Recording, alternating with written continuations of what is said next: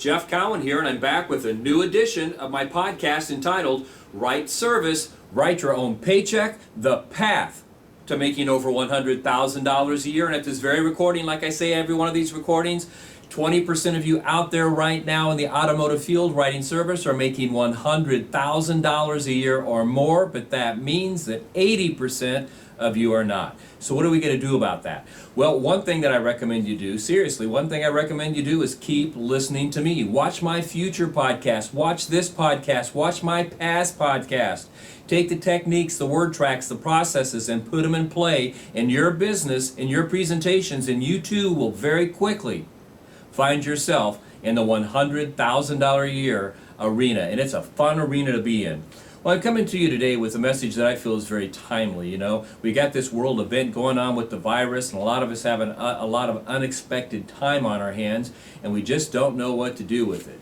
Well, what you do with your time, and when you have extra time, will largely dictate how successful you're going to be in life or not. And let me give you an example of what I'm talking about here, because most successful people see that when they have extra time, it's learning time. And let me give you an example of what I'm talking about. I'm going to read some of this because I want to make sure I get it all. Because here's what I found out. You know, 26th United States President Teddy Roosevelt would read a book before breakfast every day,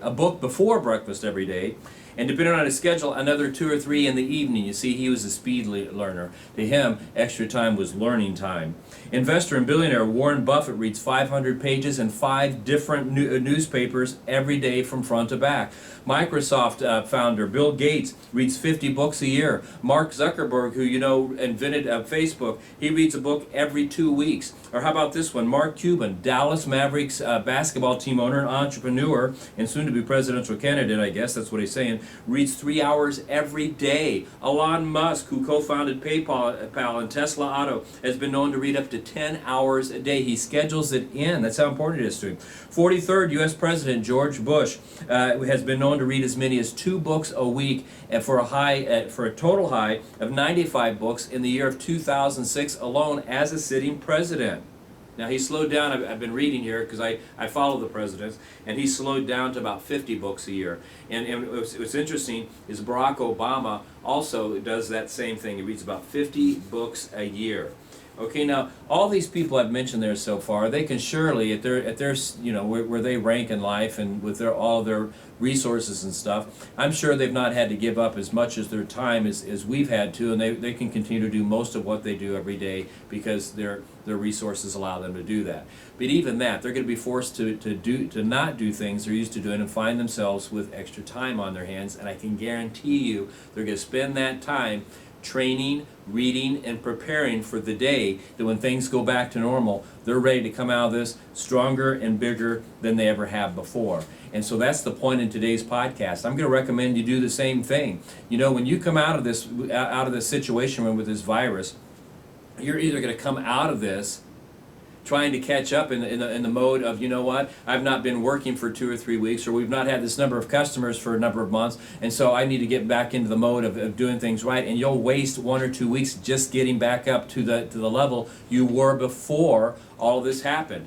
Or what you could do, and what the smart person would do, is they'd say, you know what, I've got a few extra minutes, a few extra hours, or I've got extra days on my hands right now. Why don't I do like the most successful people do and take this time and turn it into learning time? So business owners, I'm recommending that you get together with your staff and train them. Advisors, as individuals, I'm recommending you take your extra time and train yourself, so when you come out of this, you're bigger and badder than ever. And when you come out of this and it's time to go back to work and all your traffic's back, you don't have to ramp up to anything. You're ready to go, and not only are you ready to go, but you're better than you've ever been. So how are we going to do that, and what should we focus on when we're training? Because saying train, I mean, you know, you could train to do a lot of things, okay?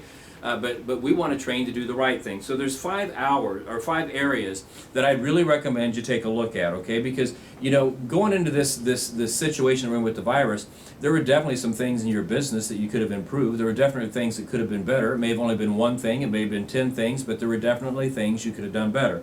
So 5 areas, to give you an example, that I would focus on, and especially as an advisor, is I'd recommend that you focus on these things. Total sales for the month, that's a good thing to focus on.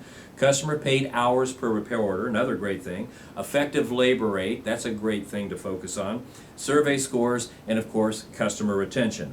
Okay, now chances are you can improve in one, and if not all of these areas, and so that's what we want to do, and that's what we want to focus on. So at a minimum, here's what I would do. I would schedule, if you're not working and you're at home, and if you're a business owner, you might be able to get everybody linked up with a Zoom meeting and do this, or if you're an individual at home, I would dedicate no less than 2 1-hour sessions. Let me say that again, 2 1-hour sessions, so I'm saying 2 hours a day to training myself. Okay, now if you are at work and you're one of the lucky people that get to go to work, then I would, if you feel like time is needed other places, I would pare that down to no less than 2 sessions of 30 minutes each. I would do one in the morning and I would do one in the afternoon. Okay, now when you're working on these things, I recommend you work on no more than 1 or 2 areas. Even though you might have 15 areas you could work on, I'd recommend you work on no more than 1 or 2 areas as you're doing this. And if you're one of the lucky people out there where you say, you know what, we really only had one problem, we need to focus on that, then you take both those sessions and you would focus on that one area. So how are you going to do this? And what would this look like if you're going to focus on these 5 areas? So as an individual, okay, or as a business owner, here's how you would prepare for this. So let's take a look at number 1. I think the first area I told you to look at would be total sales. So here's what you need. Since you're likely to having to go look for business, okay, you're going to have to go look for business because people aren't coming in. You'll need word tracks for declined services. You'll need word tracks for missed check-in times, lost customers, service maintenance, and service reminder calls. So if you don't have those word tracks, the first thing you're going to do is you're going to create those word tracks. Now, I don't want to come across as just trying to sell you something, but if you need help with these word tracks, call us. We've got them, okay? And we'll help you get them. So those would be three or four areas in that one area that you need to have. Again, you need word tracks for declined services, missed check-in times, lost customers, service maintenance, and service maintenance reminders. So what you're going to do is once you come up with those word tracks is you're going to role play them over and over and over until you got them perfect. And we'll come back to that in a second. I'll tell you how you're going to do that. Now the second area that I told you to focus on, customer paid hours per repair order. You know, and so many people have gotten comfortable being at these low numbers like 1.3, 1.4 when you've heard me say many times you should be at a minimum of 2.5 hours per repair order in customer pay, including oil changes. I don't care where your service department's located. I don't care if it's a big store, a small store, you have a service drive, you don't have a service drive. 2.5 is a real number, and anybody that tells you differently is proof that they've never written service, because we get these numbers all the time. So in customer hours per repair order, this is generally a presentation and closing issue if you've got low numbers. So here's what you want to do. You're going to need to focus on word tracks. You're going to need to focus on closes and ways to handle objections, okay? Now you should also focus on perfecting your walkarounds and becoming fluent in the 6-step presentation of presenting sales. And presenting sales not only face-to-face, but over the telephone.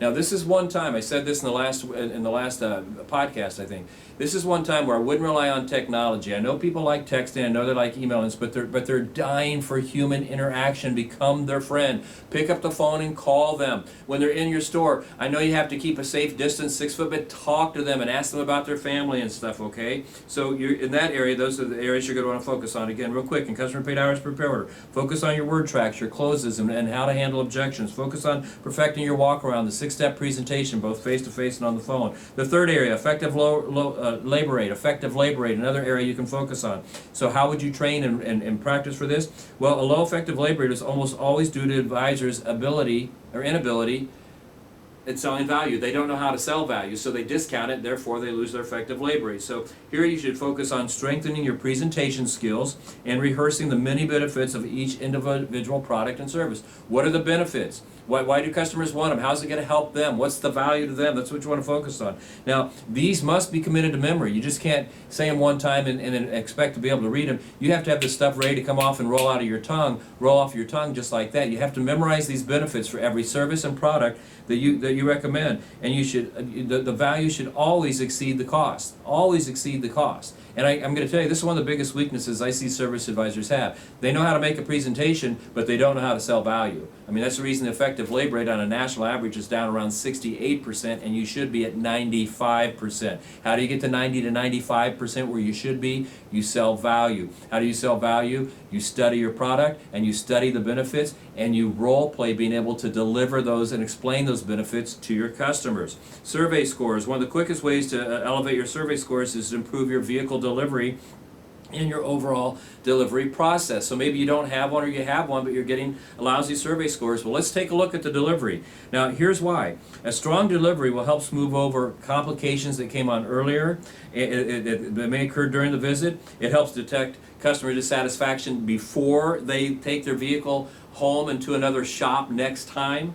Okay, so word tracks is what you're going to need, and role playing in this area. Now, the delivery is really important because it's the last thing people are going to remember, and I don't have time to go into it today, but I've really focused on throughout the 32 years I've been in business on survey scores and how to get high numbers, and more than a few times I've been employed by, when I say employed as a consultant, as Jeff Cowan's Pro Talk, by some of the manufacturers, and I've shown them how to get their numbers through the roof. And one of the quickest ways we've always found to get your numbers through the roof is have a great delivery. It's the last thing the customer's going to experience, and it's the one thing they will remember. So there's how you'd handle that area. Customer retention, the final area that we talked about. Now, the lack of customer retention is mostly caused by a failure to meet and exceed customers' expectations on some level.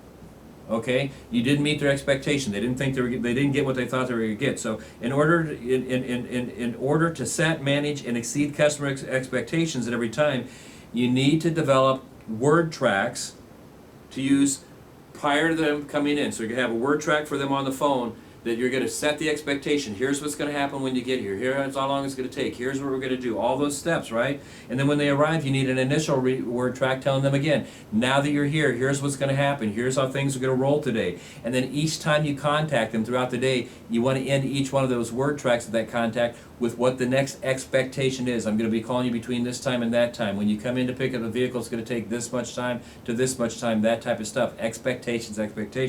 Now, I know in me saying this, so they're going, man, you're saying I need a lot of these word tracks. I can't write the word tracks, or we've got some, how do I improve them? Call us. We'll help you out with that, okay? We'll help you out with that. We've got word tracks that just nail this stuff. Okay, so now we've got these 5 areas that we're going to work on. All right, how do you perfect them? And let's say that you got the word tracks now. Let's say you've got the processes, and let's say you've got all these things. So how do you, as an individual or a business owner or a business manager, get your people to become fluent in these? Or how do you get yourself to get fluent in these? You role play.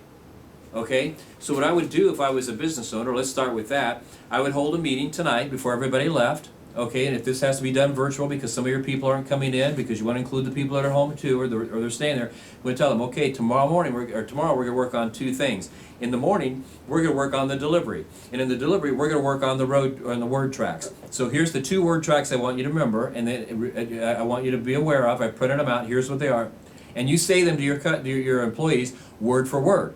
And then you tell them when you come in tomorrow morning, I'm going to roll, at some point in time, we're going to take a half hour to an hour, and we're going to role play these word tracks until I feel like you're perfect in saying them. And then tomorrow afternoon, we're going to work on actually delivering the vehicle. Okay, so same thing. And here's what I'm looking for. Here's what I want you to do. Here's what I want you to say. And here's what it's going to look like. And tomorrow afternoon, I'm going to role play with each one of you until you get this perfect.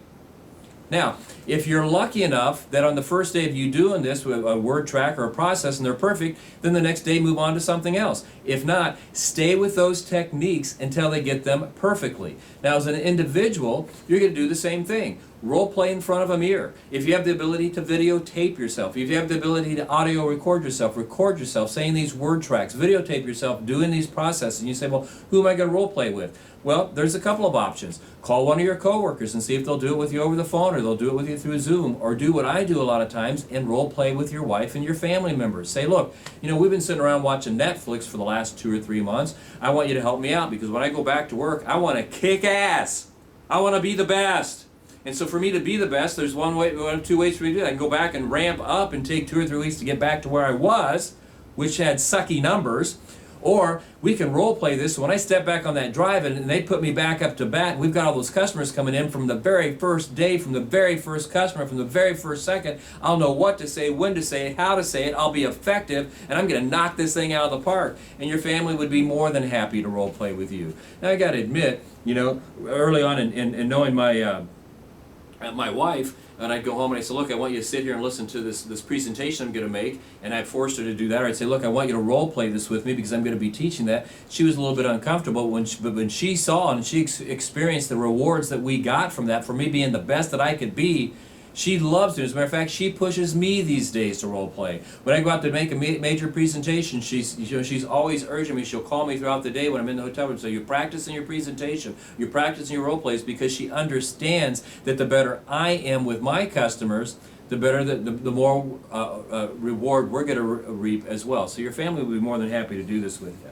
Now, I know in talking about this stuff, it's fun to talk about, but it's hard to do. And this has been always one of the big perplexing things to me, because my whole selling career, I've never had a problem role playing. When I first started, it was uncomfortable, but once I saw the value, I never looked back. And knowing the value of it, it's hard for me to understand why other salespeople and sales organizations just wouldn't wrap their arms around this. I mean, we all say we'd love to be a world-class athlete. I mean, who wouldn't want to be a star quarterback in the NFL? We all say we'd love to be a performer, a star guitar player, or we had vocal cords like Celine Dion, and we could sing and sing so well that people by the thousands came and watched us sing. We all want to do that. Or we want to be a movie star like a Tom Hanks, or Helen Hunt or something like that, and on and on and on.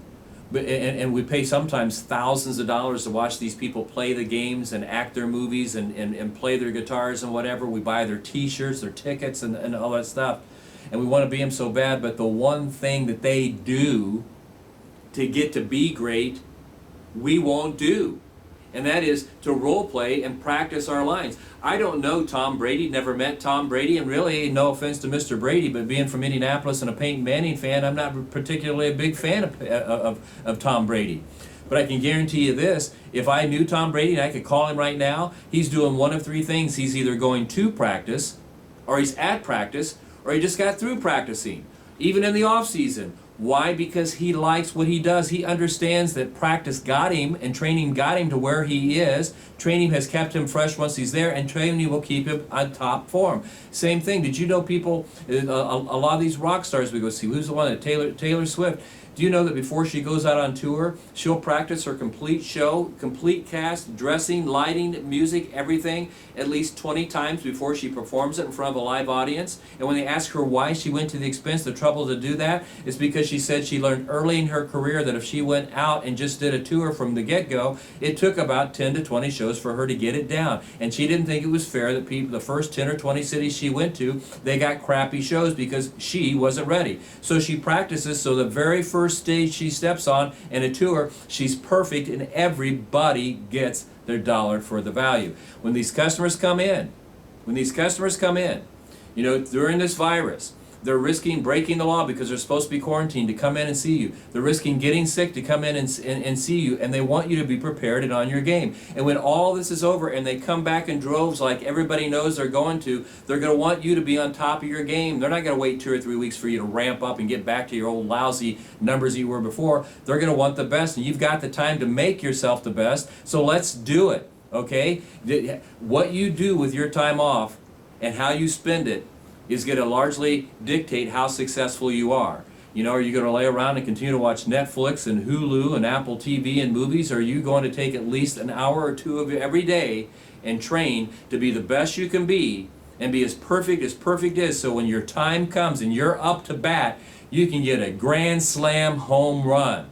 And I know where you want to be. You want that grand slam home run. And the one sure way to get you there is to train, because training will get you to where you want to go. It will keep you fresh once you get there, and it will keep you on top of your game for as long as you want to be there. Hey, my name's Jeff Cowan, and I have a company called Jeff Cowan's Pro Talk, and I really appreciate you listening to this podcast entitled Right Service, Write Your Own Paycheck. I sure enjoy doing them. If you have any questions about what we talked about today or anything we talked about in any of our processes, call that number, and anybody picks up the phone can answer your questions. You want to talk to me directly, here's my personal cell phone number, 317 317-506-1003. Again, 317-506-1003. You call in. If I'm available, I'll pick up the phone. If not, don't be surprised if it doesn't take me a day or two to get back, because I get lots and lots of phone calls after I do these podcasts. But if you call, I'll call you back. And with that, I just want to say thank you for watching. I'll see you next time. God bless you all, and take care of yourself. Train, train, train, train, train, train, train, train, role play, role play. Bye.